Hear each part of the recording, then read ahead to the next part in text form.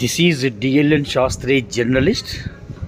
వాస్తవాన్ని బహిరంగంగా అంగీకరించినందుకు భారత అత్యున్నత న్యాయ వ్యవస్థ అయినటువంటి ప్రధాన న్యాయమూర్తి గారికి హృదయపూర్వక అభినందనలు.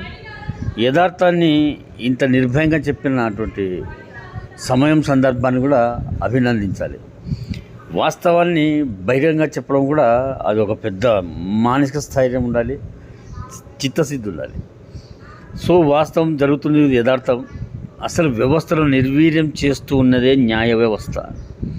కారణం ఏమంటే మమ్మల్ని అడిగేవారెవరు, ప్రశ్నించేవారెవరు, ప్రశ్నించకూడదు అని.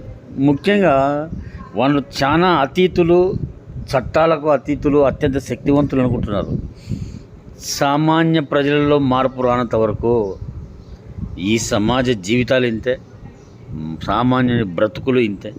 చెబితే అర్థం చేసుకుని వ్యవస్థ ఉన్న వాళ్ళు ఎవరు మారరు, వ్యవస్థ లేని ఉంటుంది. కారణం ఇంక్రెడిబుల్ ఇండియా.